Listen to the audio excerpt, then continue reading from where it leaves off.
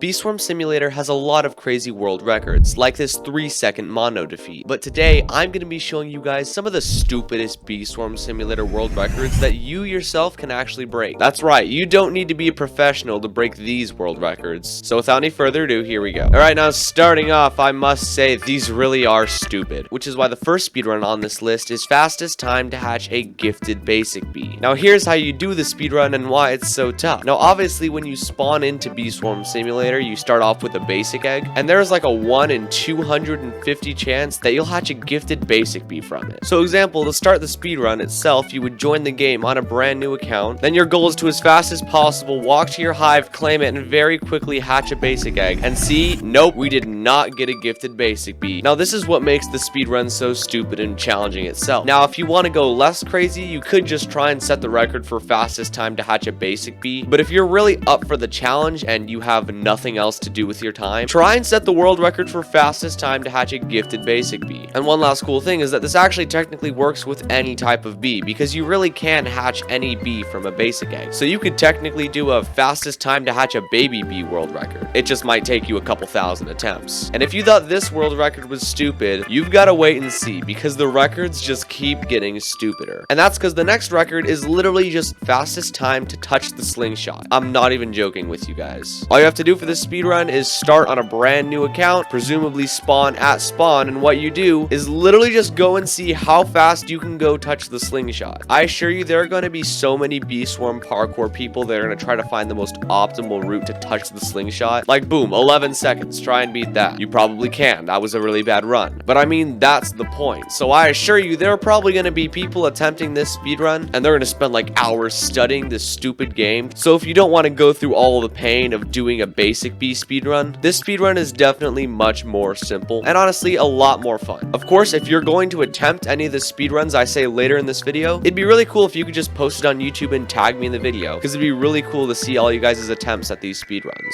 But if there's any speedrun you don't want to attempt, it's this next one, and that's because it's the world record for fastest time to hatch a mythic bee. Now this is the rich man speedrun, and it's very easy to explain why, because the whole concept behind this speedrun is using the Robux shop. In order to do this speedrun, all you do is join the game on a brand new account, and as fast as possible you must buy a mythic egg from the Robux shop and then very quickly hatch it. The reason this is the rich man speedrun is because of how much Robux it costs to do. It costs anywhere from like $15 to $20 just to do one attempt at this speedrun, hence why it's called the rich man speedrun. If you're one of the people that's going to try to attempt this, you're going to be wasting thousands of Robux on new accounts just trying to get this world record as fast as possible. And it doesn't even end there. If you want to take it a step further, you can combine this one and the very first basic bee speedrun and try and set the world record for the fastest time to hatch a gifted mythic bee. Of course, this involves buying the mythic egg from the Robux shop, hatching it, and then getting that 1 in 250 chance to hatch a gifted bee, resulting in you hatching a gifted mythic bee. Now this speedrun will probably be a lot easier to break when Beesmas comes out because of the gifted mythic egg pack that always releases. The only problem with that is if you want to attempt that world record, usually that Robux pack costs about 4,500 Robux. So if you'd like to attempt the gifted mythic bee speedrun, sure you can. It's very easy. It just costs $45. Yeah, I have a feeling no one's going to be attempting this world record anytime soon. Now every single record I've stated in this video probably seems a little boring, but this next record is probably one of the most fun ones to try and break, and that is the fastest time to leave the Bee Swarm Simulator map speedrun. Of course, the whole premise of this speedrun is to see how fast you can get your Roblox character out of bounds from the Bee Swarm Simulator game. And in case you're wondering how you're even supposed to do this, there's actually a really stupid method you're supposed to use. Now this method involves using a windy bee. What you're going to do is of course start on a brand new account and spawn it in, but you're also going to need your main account in here as well, because what you're going to be doing is summoning a windy bee. And you can probably see where we're going with this. Yeah, we're going to be using windy bee to exit the map. So of course, in order to actually attempt the speedrun, you gotta go on your main account and you actually have to summon a windy bee. It's best if you don't claim your hive for the speedrun, by the way, that way your bees don't attack the windy bee. Then once the windy bee spawns, you gotta go find it, and this is where things get fun. Now of course, the hardest part is actually getting the windy bee to spawn down in a lower level, so that way your player can actually reach it. In order for a new account to attempt the speedrun, the Windy Bee has to spawn in either Dandelion or Sunflower, otherwise, you know, your player won't actually be able to reach it. But after that, your goal is just to get blown by the Windy Bee, and every single time Windy Bee blows you away, it just gets slightly stronger. So once your main account spawns the Windy Bee, it can basically leave the game, because after that, the only goal of your little account is to try and get attacked by Windy Bee as many times as possible. And badoosh, would you look at that? My character has exited the map already. I'm actually gonna go back really fast just so you guys can see what it really looks like. But like I stated, every single time Windy Bee attacks you, it gets slightly stronger. So while the first Windy Bee attack looked a little something like this, after a few minutes, it's gonna look a little something like this. Cowabunga indeed. My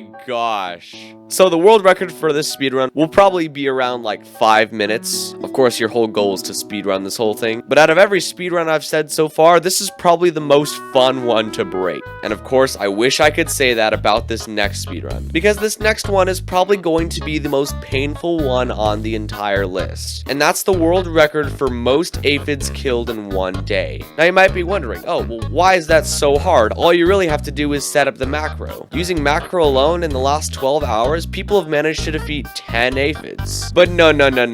That's not how this speedrun works. Anyone can set up a macro, but that's too inefficient because there's actually a way you can optimize aphid killing. Now, in order for aphids to spawn, they have to spawn from leaves. Of course, like leaves, the little things that spawn around on all the fields, as you can see right here. Now, when you actually break the leaves, you usually have a chance to get a token. Sometimes it's tickets, sometimes it's a treat. For the most parts, you do just get treats. Like if I break one in bamboo fields, I'm probably going to get a blueberry. But there's a very small chance that every single time you break a leaf, an aphid will spawn. So that's actually how they spawn in the first place. So this is how people are actually getting on the leaderboards. Of course, you just macro around in fields, and every once in a while you're in a field, an aphid will spawn and your character will defeat it. But if you actually want to optimize this speedrun and get the world record, you're actually going to have to do this manually. Now this is because while macroing is nice, it's not crazy efficient because your character is just moving around to random spots in the field. So the chances of it actually hitting the leaves is very slim. It will probably collect about 50% of the leaves that actually end up spawning, which is why in order to break the record, you have to do it manually. Yeah, that's right. That's why this speedrun is so insanely painful. It's because in order to defeat the most aphids, for 24 hours, you must go around the fields and manually attack every single thing of leaves that spawns, non-stop. Not to mention, you have to get good luck as well, because just because you do this all day doesn't guarantee that a ton of aphids will spawn. So not only do you basically have to pull an all-nighter for aphids, but you also have to get decently lucky and stay alert the entire time, so you can notice every single time leaves spawn and go and break them. On the bright side, there is actually a bonus if you get this world record, and that's because while every single record I've already set in this video is just for fun, by actually beating this world record, you'll actually thankfully be granted one of the wavy Cyan Hive skins, which I mean, for 24 hours straight of breaking leaves, I think is something you deserve at that point. But if you thought playing Bee Swarm Simulator for an entire day straight was bad, it is nothing compared to this next speedrun, which is probably the stupidest one on this entire list. And that speedrun is none other than the Playtime Grandmaster speedrun. Now, the Playtime Grandmaster badge is a badge you get once you've played Bee Swarm Simulator for 100 days. Now, you might be wondering, well, how do you speedrun this? Literally, the fastest you can get this record is after 100 days of playtime. You can't exactly get it faster or slower. Technically, everyone who's gotten the Playtime Grandmaster badge has completed the speedrun. Well, you're right, and you're also kind of wrong. Because while everyone who has gotten this badge so far did technically get the Playtime badge after 100 days of playtime, it wasn't 100 days straight. You see, I didn't get my Playtime Grandmaster badge until I'd been playing Bee Swarm for about 2 years, because that's when I started macroing. And that's because if you want to break this world record, the most optimized way to speedrun getting the Grandmaster badge is to start a brand new Bee Swarm account, join the game, and then never leave the game until you receive the Grandmaster badge. No bathroom breaks, no power outages, only macroing for 100 days straight. You guys are probably starting to see why I said this is the most stupid speedrun on the list. And definitely the toughest is because you have to stay in the game for 100 days consecutively. Sure, it took me about 600 days in order to get this Playtime badge. much. But the most optimized way to get it can be done in just 100, which is why I think it's going to be a very long time before anyone attempts this speedrun. Now, while all these records seem insanely stupid, which they are, it's actually going to get even more fun, because in one of my future videos, I'm going to be trying to break some of the stupidest Bee Swarm Simulator world records. So if you want to watch me try and break some of these stupid records, and some extra speedruns I didn't mention in this video, you don't even have to subscribe, just hit the bells, it's way more effective, and you'll be notified when I post that video. So with that said, thank you so much for watching, and though I regret to say it, I will see you all in the next one.